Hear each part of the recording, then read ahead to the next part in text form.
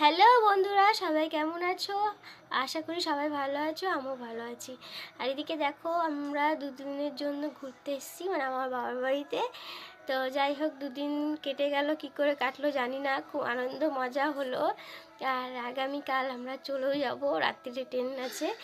আর এদিকে দেখো, মানে এখানে প্রচুর ঠান্ডা, প্রচুর প্রচুর।